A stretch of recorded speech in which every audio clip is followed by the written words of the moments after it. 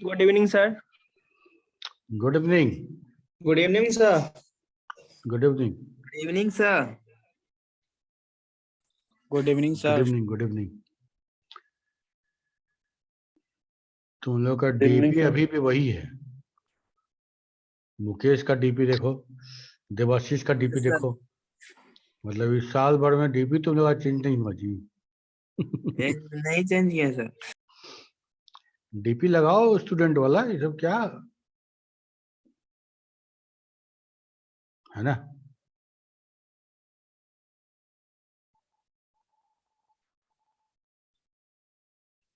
तुम कैसे हो तुम लोग?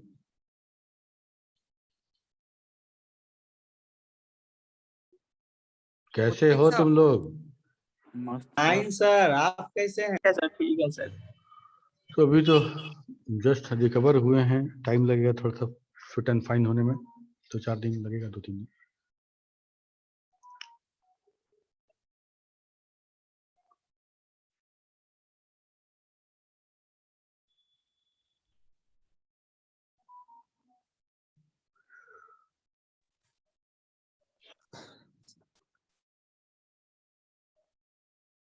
शिव रंजीत राज, उसमें तुम्हारा डीपी क्यों नहीं दिख रहा? आइकन दिख ही नहीं रहा। Good evening, sir. हाँ, good evening. Good evening. Shiv Ranjit Raj, roll number सबसे किनारे लिखा है। ओके, हम लोग को पढ़ना है जावा। ठीक है, चलो शुरू करते हैं हम लोग।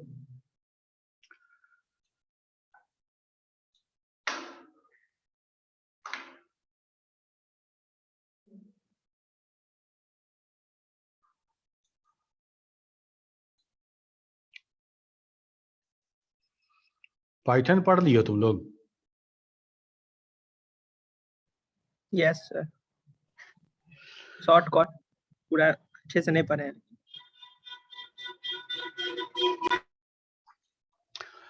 अच्छा चलो ठीक है, पाइथन वाला डिस्कस करेंगे कल हम लोग, मंडे को। एनपीटेल तुम लोगों में भी लगा हुआ है मेरा? Yes, sir. ओके। अरे एलपीटेल क्या होता है सर? एनपीटेल क्या होता है जी बताओ। चलो आज जावा, मंडे को एनपीटेल। सर कंबाइंड बैच है आपका भी है? एनपीटीएल का? क्या? कंबाइंड बैच चलेगा सर? नहीं, सबका टाइम अलग अलग है, तो Only कंबाइन BSc कैसे चलेगा, है ना। Okay sir. और एकेयू में है, फिर एकेयू फिफ्थ में है, फिर तुम्हारा उसमें है, हमको लगता है कि बीसीए पीपीयू में है सेकंड ईयर में। तो तुम लोग के साथ किसी का कमाई नहीं है। अच्छा है, छोटा बैच रहेगा तो अच्छा लगेगा पढ़ने में। ओके, तो हम लोग जावा शुरू करते हैं। जावा अगर अच्छे से पढ़ोगे, सर हम लोग का अधिकतर क्लास जो है जो कंबाइंड चल रहा है, इसी वजह से कंबाइंड चलने की वजह से मजा नहीं आता है। सही है, तो वो पढ़ने वाला पढ़ ही लेता है। ऐसा नहीं है कि उस साइड, जूम के उस साइड कितना लोग बैठा है इससे क्या मतलब हमको तो वही पढ़ना है। हाँ, प्रॉब्लम कब होता है जब हम 3 बैच का क्लास ले रहे हैं और तीनों बैच में माइक को ऑन कर दे रहे हैं, सवाल पूछा जा रहा है। अगर 1 घंटा का टाइम है और 300 बच्चा के बीच में अगर सवाल है तो बहुत टाइम लगेगा सबको सेटिस्फाई करने में। ठीक है, छोटा बैच है तो सबको सेटिस्फाई करके आगे बढ़ सकते हैं। तो वो प्रॉब्लम टीचर एंड से हो सकता है, स्टूडेंट एंड से तो नहीं होना चाहिए। ठीक है, लेकिन आजकल कितना पढ़ते हो तुम लोग, कितना सवालें करते हो, इसीलिए वो वाला बात भी कोई खास नहीं है। ओके, तो जावा के बारे में समझते हैं। जावा है क्या? सबसे पहले तो बड़ा इंटरेस्टिंग स्टोरी है जावा का, जो स्टार्ट हुआ था जावा। तो एक छोटा सा टीम बनाया गया था, ठीक है, और उस टीम का नाम रखा गया था ग्रीन टीम। ग्रीन टीम, और वो जो था सन, जो था स्टैनफोर्ड यूनिवर्सिटी का जो टीम था, उन्हीं लोगों का एक टीम बनाया था, सन माइक्रो सिस्टम जिसको आज बोलते हैं हम लोग, और उनको काम ये दिया गया कि आप एम्बेडेड सिस्टम के लिए सॉफ्टवेयर लिखिए। देखो ध्यान में ये रखना कि हम जिस सॉफ्टवेयर की बात कर रहे हैं वो सॉफ्टवेयर किसी न किसी कंप्यूटर पे, मतलब ऑपरेटिंग सिस्टम बेस्ड किसी सिस्टम पे भी एग्जीक्यूट करता है। और जैसे कि हम लोग जानते हैं ऑपरेटिंग सिस्टम को कैसे डिफाइन करते हैं कि operating system is a interface between hardware and software, यही बात करते हैं, है ना। तो हमारा सॉफ्टवेयर जो है वो इंटरैक्ट करता है ऑपरेटिंग सिस्टम के साथ, और ऑपरेटिंग सिस्टम उस सॉफ्टवेयर के बिहाफ में इंटरैक्ट करता है हार्डवेयर से। ओके, तो बहुत आसान था ये बात, हमको समझ में आया। लेकिन हमको ऐसे सिस्टम के लिए प्रोग्राम लिखना था, वो पूरा सिस्टम डेवलप करना था जो हम वैसे सिस्टम पे जिस पे पता नहीं कौन सा ऑपरेटिंग सिस्टम चल रहा होगा, या हो सकता है ऑपरेटिंग सिस्टम हो भी कि नहीं हो, ठीक है, वैसे सिस्टम पे भी हमको प्रोग्राम रन कराना था। ऐसा प्रोग्रामिंग चाहिए था हमको, ठीक है। The small team of Sun engineers called green team originally designed for small embedded system in the electronic appliances like set-top boxes, ठीक है। Green team initiated a revolutionary task to develop a language for digital devices etc. तो उनको सबसे पहले तो software नहीं बनाना था, software बनाने के लिए वैसा इंफ्रा बनाना था, वैसा लैंग्वेज डेवलप करना था। और सिर्फ लैंग्वेज नहीं, ऐसा नहीं कि हम सिर्फ लैंग्वेज का पैरामीटर करें, पूरा इंफ्रास्ट्रक्चर डेवलप करता था।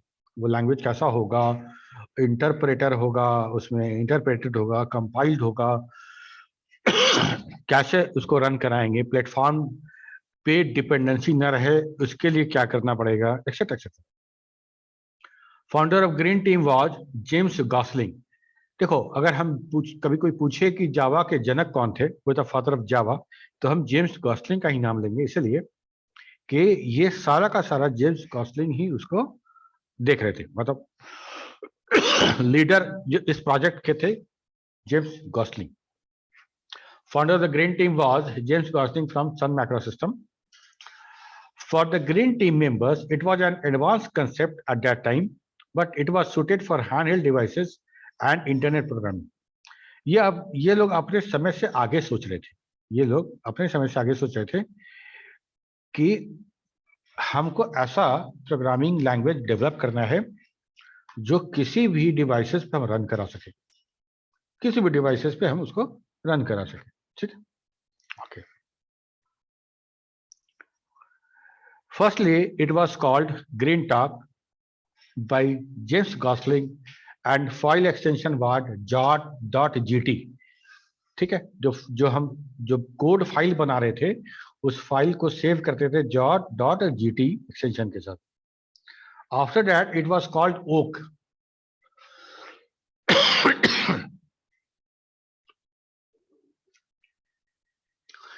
and it was called oak and was developed up as a part of the green project.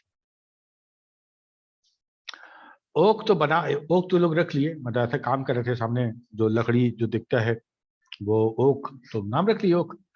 बाद में पता चला कि ओक ऑलरेडी एक कंपनी था, ओक टेक्नोलॉजी नाम से वो रजिस्टर्ड कंपनी था, तो उनको बाद में वो नाम चेंज करना पड़ा। तो Oak was discontinued in 1989 due to that name which was already registered to Oak Technologies. James Gosling, Mike Sheridan and Patrick Naughton initiated the Java language project in June 1991. ये जो प्रोजेक्ट था वो एक 1989 में बंद कर दिया गया, ठीक है, और फिर 1991 में फिर स्टार्ट हुआ। Currently Java is used in internet programming, mobile devices, games, e-business, software solution etc. अच्छा एक चीज बताओ, छोटा वाला मोबाइल जो पहले आता था जिसमें वो सांप वाला गेम होता था ना, सर जो Yes, ऐसे sir. चलता रहता था और जो डॉट मिलता था उसको खाना पड़ता था, वो लंबा होता जाता था, यस सर। तो वो जो मोबाइल था उस मोबाइल में क्या कोई ऑपरेटिंग सिस्टम था? और वो गेम जावा वो में लिखा तो- हुआ था, पहले बता दें। Yes, वो sir. गेम जावा में लिखा था. Not only that game, calculator और कैलेंडर, ये जितना है सारा का सारा जावा का लिखा था. ठीक है. और नोकिया के तरफ से जो ऑपरेटिंग सिस्टम लाया गया था वो सिम्बियन था. सिम्बियन 40 सीरीज पहला था. उसके पहले वाला जिसमें गाना म्यूजिक वीडियो चलना शुरू हुआ था, उसके पहले वाला जितना मोबाइल था वो सारा का सारा विदाउट ऑपरेटिंग सिस्टम था. ठीक है. और उसमें हमारा जावा का सारा प्रोग्राम चलता था. ठीक है. तो Java currently Java is used in internet programming. Internet programming कहने का मतलब ऐसा प्रोग्राम जो ऑन नेटवर्क हम इसको यूज करते हैं. मोबाइल डिवाइसेस,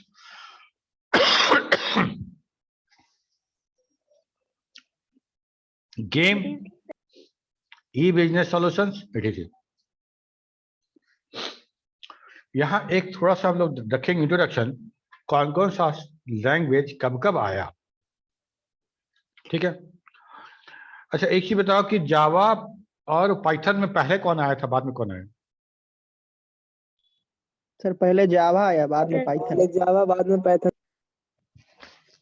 अच्छा, ऐसा नहीं है. जावा जो पहले आया बाद में पाइथन, तो पाइथन को मतलब ओल्ड लैंग्वेज क्यों बोला जाता है? पाइथन को क्या कहा जाता है? सर जावा से पहले पाइथन आया था ना. वही तो कह रहे हैं. जावा से पहले पाइथन आया था, नो डाउट, लेकिन पाइथन पॉपुलर हुआ है इधर लेटर, अब मतलब 2000 के आसपास एरा में, 90s के बाद वो पॉपुलर हुआ ज्यादा, क्योंकि बहुत सारा फ्रेमवर्क जो था नहीं उसके पास. और बहुत सारा जो फ्रेमवर्क आने के बाद, और स्पेशली जब एआई का जो कंसेप्ट आया, एआई डेटा साइंस वगैरह यूज होना शुरू हुआ, तब पाइथन का इस्तेमाल ज्यादा हुआ. ठीक है. ओके. 1954 और 57 के बीच में सबसे पहला जो प्रोग्रामिंग लैंग्वेज हमको मिला था, दैट वाज फोर्ट्रान. ठीक है. Fortran was the first modern computer programming language for the scientific programming. Fortran is a leading language among computer programmers throughout the world. उसके बाद ग्रेस हॉपर एट रेमिंगटन, उन्होंने एक COBOL, एक business application जैसा फॉक्सट्रो है ना, ठीक उसी तरह से एक प्रोग्रामिंग लैंग्वेज कोबोल उन्होंने स्टार्ट किया. That was common business oriented language.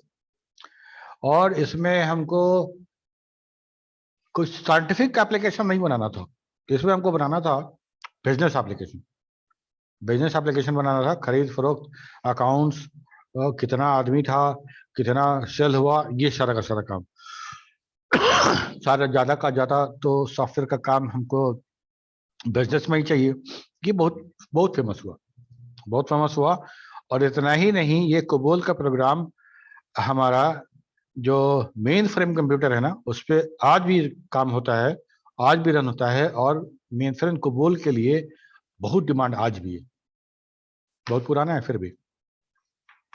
Within a few years after its initial development, COBOL became the most widely used language for business data processing. 1972 में जब जरूरत पड़ा मल्टी यूजर ऑपरेटिंग सिस्टम का, उस समय हमारे पास अल्कोहल बी नाम का लैंग्वेज था. और वो लैंग्वेज इतना लो लेवल का नहीं था कि हम हार्डवेयर को हम एड्रेस कर सके और उस लेवल का, लो लेवल का प्रोग्राम हम बना सके. जो हमको चाहिए था एक मल्टी यूजर ऑपरेटिंग सिस्टम, जैसे यूनिक्स बनाया था ना उस समय. हाँ, तो तब बेल AT&T में जो डेनिस रिडजी थे, उन्होंने सी बनाया था. अल्कोहल बी को ही डेवलप करके सी बनाया.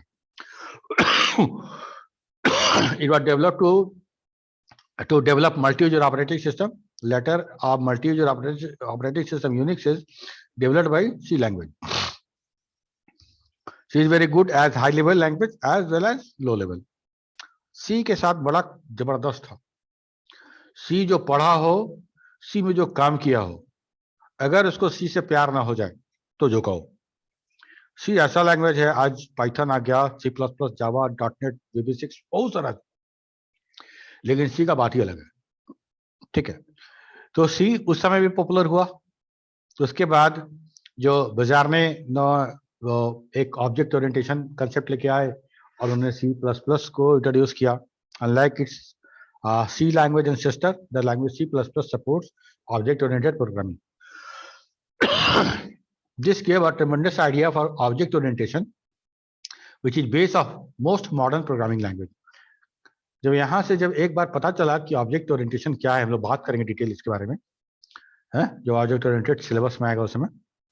इसके Yes, sir. बाद तब जाके मेरा C++ सन माइक्रो सिस्टम आया। तो लेट सी विथ क्लास था सर। हाँ पहले C++ का जो नाम था सी विथ क्लास था सर। हाँ later it was renamed C++। हाँ, जैसे तो सी जो हम तो बना लिए, क्लास बन गया मेरा, तो क्या किया जाए, इसका नामकरण था, तो नामकरण 2-3 टर्म हुआ था, तो C with object, C with a class, तब फाइनली थोड़ा सा लंबा नाम था और वो नाम लोगों को पसंद नहीं आ रहा था, तो उन्होंने वो इंक्रीमेंट ऑपरेटर है ना प्लस प्लस, वो लगा दिया। कि पहले सी था, अब एक ऊपर हो गया ऑपरेटर, इंक्रीमेंट ऑपरेटर लगा के उसको प्लस प्लस करा दिया, ठीक है। और 91 में ही आ गया था मेरा पाइथन, उसका यहाँ पे हम जिक्र नहीं किए हैं, ठीक है। तो 95 में Sun micro system releases its first official version of Java. आधा क्लास होने के बाद सब बंद हो गया। कौन से ब्रांच में है सर? पाटलिपुत्रा। ओके, तो चलो कंटिन्यू करते हैं।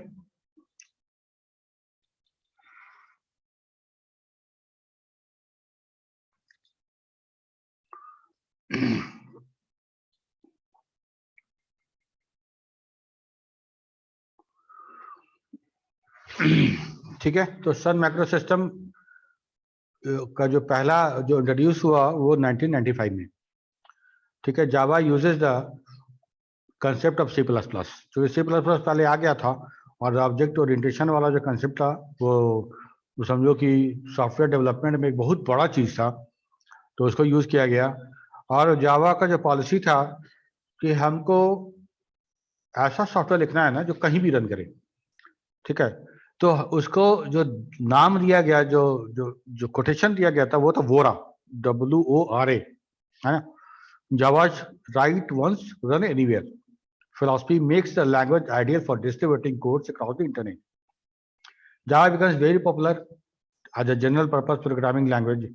With Java, we can write Windows application, build and explore databases, control handheld devices, and many more.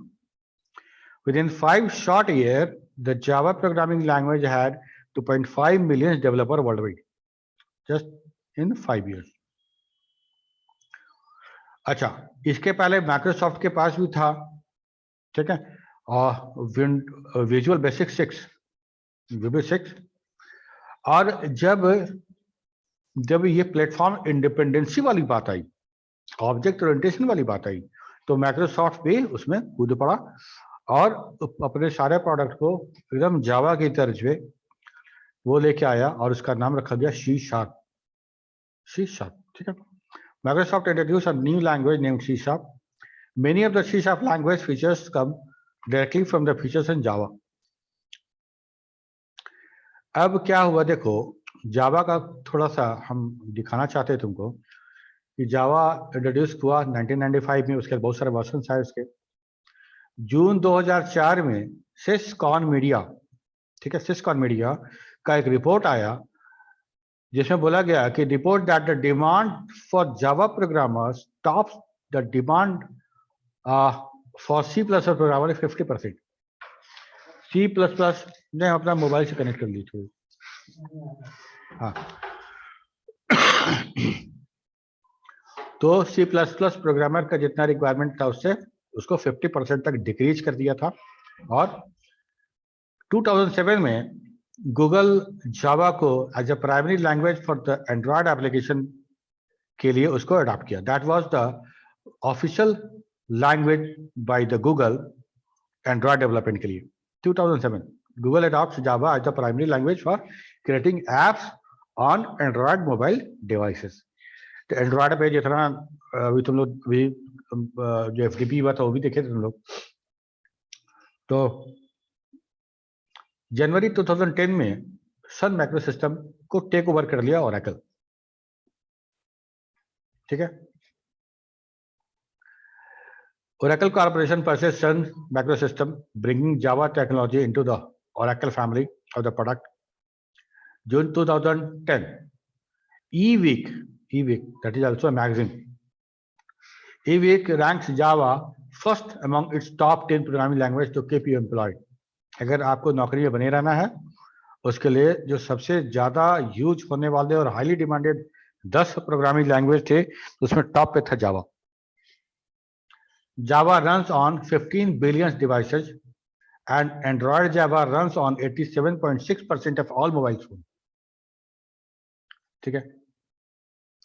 2017 में एकदम अर्ली, बहुत latest, Google announced that the Kotlin will be the preferred language for Android development. Kotlin, नाम सुने हो? Yes, sir. Yes. ठीक है. लेकिन ऐसा नहीं है कि हम जावा पे नहीं बना सकते, जावा पे भी बन सकता है. और कोटलिन में जितना है तो स्टेटमेंट देखोगे all are from Java.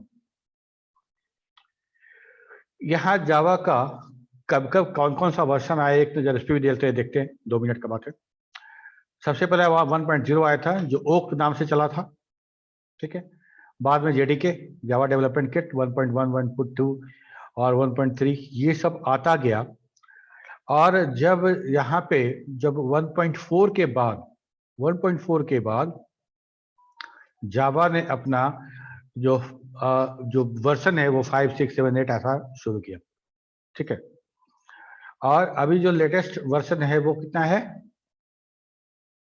JDK 16. 17. Yes, sir. JDK 16. हाँ, ठीक है. जावा एसी स्टैंडर्ड एडिशन 17. ओके. तो ये था जावा. अब कुछ फीचर्स के बारे में बात करते हैं. बड़ा इंटरेस्टिंग फीचर्स है, समझोगे इसको. फीचर ऑफ जावा सबसे पहले तो simple, compiled and interpreted. Compiled भी है, इंटरप्रेटेड भी है. जो प्लेटफॉर्म इंडिपेंडेंसी की बात हम करते हैं वो यहीं से मेरा फुलफिल होता है. ओके. पोर्टेबल है. पोर्टेबल मतलब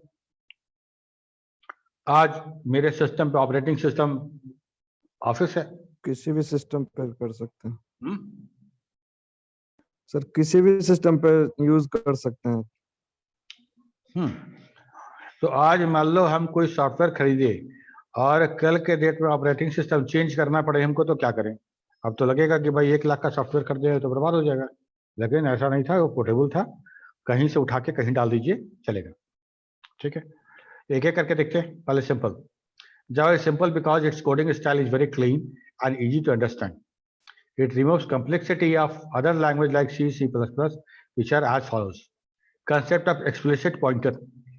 Pointer जो था C, C++ को लो लेवल तो बनाता ही था, लेकिन वो साथ में उसको इनसिक्योर ही बनाता था.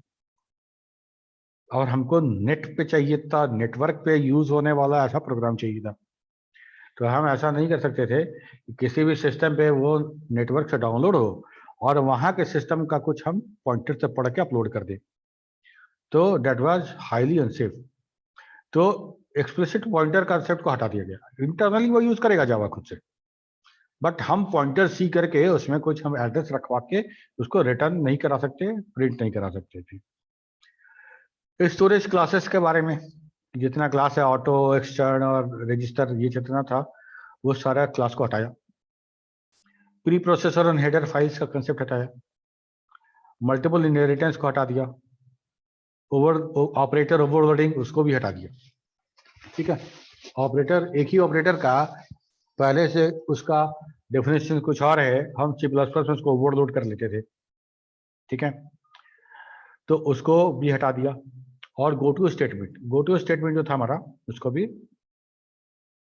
तो जावा का जो हम लोग रिजर्व वर्ड पढ़ते हैं उसमें गो टू है, but it is not used. In Java there is a provision of automatic garbage collection in which there is no need to remove the unreferenced object explicitly. देखो, हम लोग thread समझते हो ना, थोड़ा सा एलिमेंट्री. ऑपरेटिंग सिस्टम पढ़े हो तो थ्रेड भी पढ़े होगे. यस और नो, कुछ तो बोलो. सर गो टू स्टेटमेंट क्या है? सी में नहीं पढ़े थे goto? No yes sir. Sir, पढ़े थे मतलब सर। कि हम पढ़े 15वें सर। लाइन पे आ गए और 15वें लाइन पे अगेन हमको 10वां लाइन पे जाना है। ठीक है? सर उसी समय पूछे थे सर, आप ध्यान नहीं। हैं? सर हमको अरे वो बता रहे तुमको आंसर। जंप करना हमको सही बता रहे हैं सर, पढ़े हैं सर हाँ वो हाँ टेस्ट। हाँ हाँ, ठीक है, ओके। तो वैसे सी और सी प्लस प्लस में भी गोटू को इस्तेमाल करने के लिए मना किया जाता था, that was not recommended there also. ठीक है, क्योंकि गोटू, तुम अगर आर्किटेक्चर का थोड़ा सा याद होगा तो ब्रांचिंग सब पढ़े होगे। ब्रांचिंग इंस्ट्रक्शन को एग्जीक्यूट करने के लिए प्रोसेसर को कितना कॉस्ट बेयर करना पड़ता है। सारा का सारा जो प्रोग्राम काउंटर और इंस्ट्रक्शन रजिस्टर को फ्लश करना है, दूसरा रजिस्टर बढ़ना है, तो वो सब चीज था। तो गोटू के साथ वही था। खैर, बट तो पाइथन में बहुत ज्यादा use होता है सर, हाँ, पाइथन में बहुत ज्यादा यूज होता है गो टू स्टेटमेंट। तो अब जावा का कोई प्रोग्राम हम रन कराते हैं तो बाय डिफॉल्ट 2 थ्रेड रन करता है। ठीक है, एक थ्रेड तो रहेगा मेन थ्रेड जिसपे हमको वो प्रोग्राम रन करता है। दूसरा है डेमन थ्रेड जो साथ साथ में गार्बेज कलेक्शन उसका चलता है। गार्बेज कलेक्टर किसको बोल रहे हैं? गार्बेज कलेक्टर बोल रहे हैं कि जो मेमोरी, जो वेरिएबल, जो मेमोरी मेरा ऑब्सोलेट हो गया, जिसका अब काम हमको नहीं है, तो वो मेमोरी रिलीज करा लिया जाए। वो हमारा मेमोरी ऑक्युपाइड नहीं रहे। होता है क्या, ये गार्बेज कलेक्शन का काम ऑपरेटिंग सिस्टम का है। तो ऑपरेटिंग सिस्टम पीरियडिकली अपना रूटीन चलाता है गार्बेज कलेक्टर का। तो हर सेकंड, हर मिली सेकंड पे तो नहीं चलेगा, वो पीरियडिकली चलेगा। जब पीरियडिकली चलेगा तो जितना जितना ऑर्फन मेमोरी है सबको वो रिकवर कर लेगा गार्बेज कलेक्टर, है ना। घर से कूड़ा निकाल, सुबह सुबह आता है ना गाड़ी वाला, तो वो गाड़ी कभी कभी निकालता है ऑपरेटिंग सिस्टम वाला। तो हमारे पास जब हम सी सी प्लस प्लस यूज करते थे तो हमको गार्बेज कलेक्टर हमको फोर्सफुली खुद से करना पड़ता था और हम गार्बेज कलेक्ट करते थे। ठीक है, जावा के साथ क्या है कि इसमें ऑटोमेटिक गार्बेज कलेक्शन का प्रोविजन है। जब भी तुम जावा लेके कोई तुम क्लास फाइल लिखोगे तो 2 थ्रेड ऑन होगा, एक तो प्रोग्राम रन कराएगा, दूसरा डेमन थ्रेड है जो गार्बेज कलेक्शन का काम करेगा, जिसका प्रायोरिटी मेन थ्रेड से कम होता है। हम लोग थ्रेडिंग में पढ़ेंगे इसको। It has a base of familiar language like C and C++ and contains many features of this language. अगर तुम C और C++ जानते हो तो जावा ऐसा हो जाएगा। जावा तुमको एकदम मेहनत ही लगेगा। क्यों? क्योंकि हमको लूप्स, सेमीकोलन का कंसेप्ट, इफ, व्हाइल, वैसा वहां था, बिल्कुल वैसा ऐसा है। ठीक है, जैसा वैसा था वैसा ही है, कुछ कुछ अलग है। हम बहुत आराम से C++ में ऑब्जेक्ट बना लेते थे क्लास का, यहाँ हमको न्यू ऑपरेटर का इस्तेमाल करना पड़ता है। तो ऐसा कुछ कुछ अंतर मिलेगा, लेकिन बहुत कुछ तुमको समझ में आ जाएगा ऐसे ही। खैर, अगर C++ नहीं भी पढ़े होगे तो भी हम समझाएंगे। ऐसा मत सोचना है कि अगर नहीं पढ़ पाए या मन नहीं लगा या छूट गया तो नहीं पढ़ पाओगे, ऐसा नहीं। It removes the drawback, complexity, and confusing elements of C, C++. So, if one have good knowledge of C and C++, will find Java familiar and easy to understand. Okay. पहला तो ये हो गया सिंपल। सिंपल इस condition में बोल रहे हैं कि तुम C और C++ जानते हो तब तुमको ये बहुत सिंपल लगेगा। दूसरा है कंपाइल्ड एंड इंटरप्रेटेड। अगर किसी भी हाई लेवल लैंग्वेज में प्रोग्राम लिखा गया हो तो वो मशीन पे एग्जीक्यूट करने के लिए ट्रांसलेट की आवश्यकता है।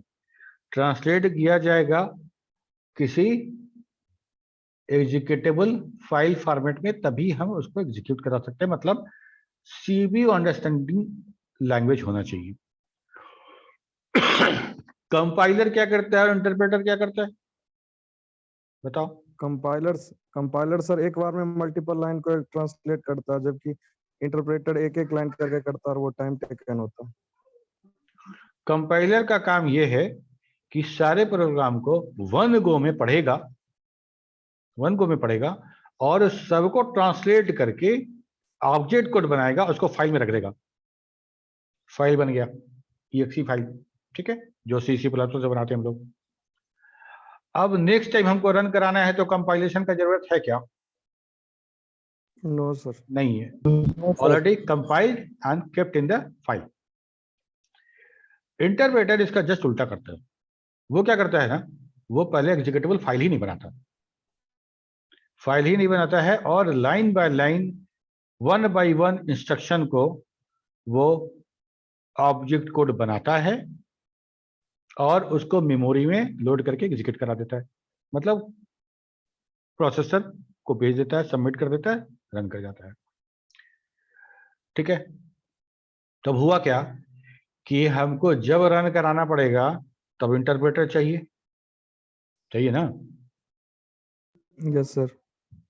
तुम लोग बेसिक क्यू बेसिक वाला तुम लोग का था क्या पढ़ना? No No, sir, sir. वो BCA में। वो सर BCA का है सर वो। हाँ, तुम लोग में नहीं ना था। नो हम सर। लोग को C से इनिशिएशन नहीं हुआ है सर। ठीक, तो हमारा इंटरप्रेटर यही है। इंटरप्रेटर जब भी होगा, जैसे तुम देखते हो ना ओथ लेते हुए कि मैं पुष्कर राज, तो उधर बोलेगा मैं पुष्कर राज, ठीक है। शुक्ला सर का फोन।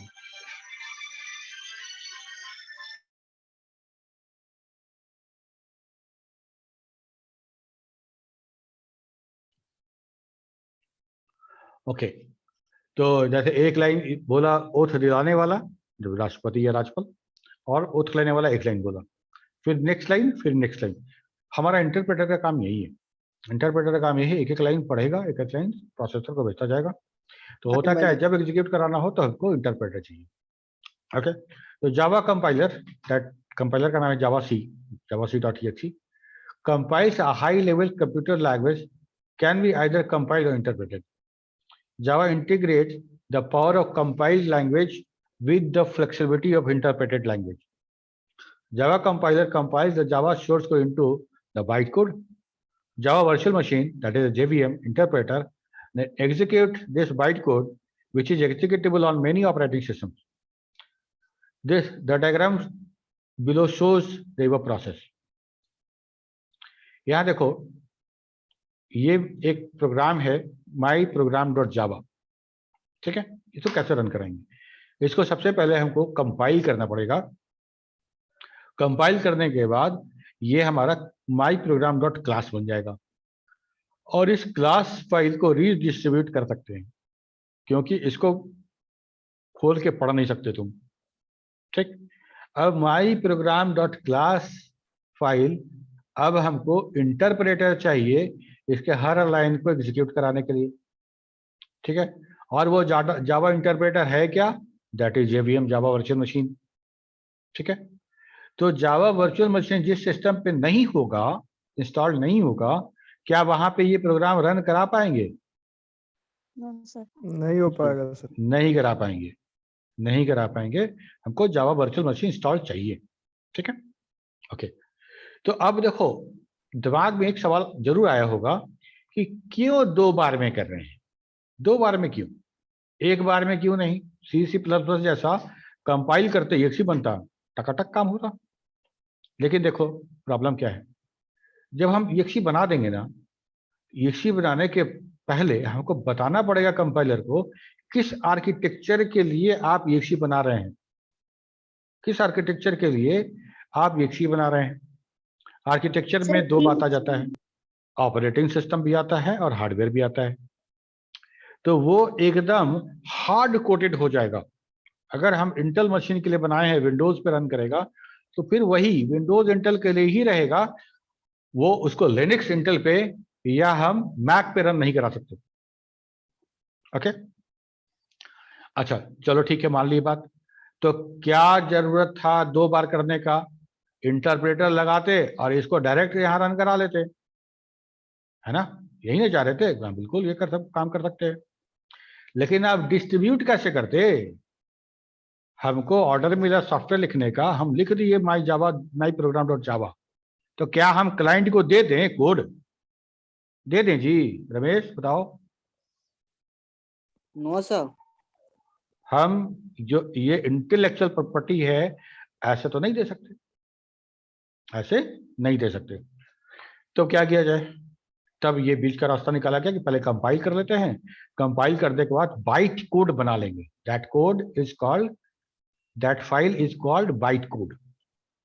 ठीक है, बाइट कोड। और यही बाइट कोड डॉटनेट में हम इसको बोलते हैं, बताओ। Class file sir. हाँ? डॉटनेट ना सर, डॉटनेट हम लोग पढ़े नहीं है सर। अच्छा, डॉटनेट नहीं पढ़ा। ओके। सर बाइट कोड में सर कोई भी सर प्रोग्राम रहता है वो सिक्योर हो जाता है ना, उसको समझ नहीं सकते, यही ना? हाँ हाँ, बाइट कोड। लेकिन जानते हो ऐसा सुनते हैं कि रिवर्स इंजीनियरिंग के थ्रू बाइट कोड से भी वापस हम जावा प्रोग्राम बना सकते हैं। वैसा सुनते हैं, मतलब अभी कभी कोई दिखा नहीं है वैसा। रिवर्स इंजीनियरिंग तो लॉजिकली है ऐसा, लेकिन अभी तक वैसा नहीं। वैसा होता तो सारा का सारा जावा इसी पे है, तो ओरेकल कंपनी चाहे सन माइक्रो सिस्टम बेवकूफ थोड़ी था, कुछ ना कुछ उपाय किया होता। सर फिर वही इंटेलेक्चुअल प्रॉपर्टी वाला बात आ जाता। हाँ, तो यहाँ तक काम हो गया मेरा। अब यहाँ पे अच्छा चलो आगे बढ़ाएंगे। अब तीसरा टॉपिक है प्लेटफॉर्म इंडिपेंडेंट। प्लेटफॉर्म इंडिपेंडेंट कहने का मतलब ये, the most significant feature of the Java is that EXE means executable. हम विंडोज पे जो प्रोग्राम रन कराते हैं वो प्रोग्राम कौन सा होता है जो एग्जीक्यूट कर जाए?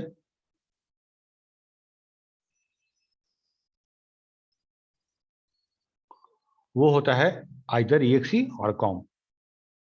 ठीक है।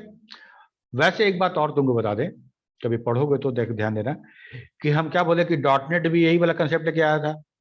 तो डॉटनेट में जो तुम प्रोग्राम लिखोगे ना वो फिर कंपाइल होगा, कंपाइल होने के बाद वहां भी बाइट कोड बनता है, उसको बोलते हैं IL, इंटरमीडिएट लैंग्वेज।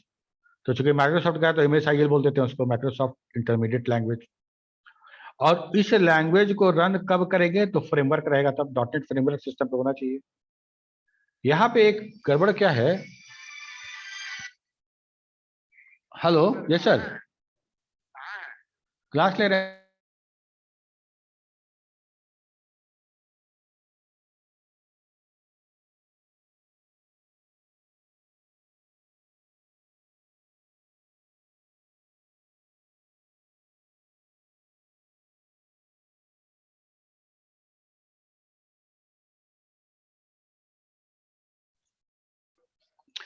ठीक है, तो यहाँ हम तो EXE तो बोल ही रहे हैं, लेकिन माइक्रोसॉफ्ट क्या किया है कि अपना पहले वाला EXE के चक्कर में इस असेंबली को, असेंबली जैसे आप लोग क्लास फाइल बोलते हैं ना, डॉटनेट असेंबली बोलते हैं उसको, वहां भी नाम EXE रख दिया है।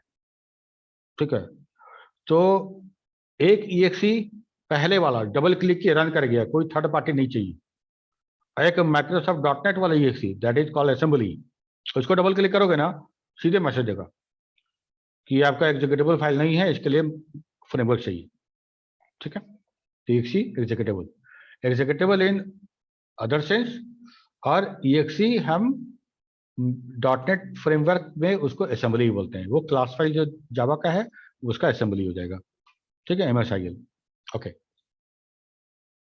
The most significant feature of Java is that it provides platform independence which leads to a facility of portability which ultimately becomes its biggest strength। काम करते हैं, कितना बच गया? आज यही रहने देते हैं, ठीक है ना, इसके आगे हम डिस्कस करेंगे बाद नेक्स्ट क्लास में। ठीक है, okay sir, thank you sir. Nitish करेगा सर। चलो फिर हम मिलते हैं अगले क्लास में। Okay, bye bye. Thank you sir. Thank you, sir. Thank you, sir. Thank you sir.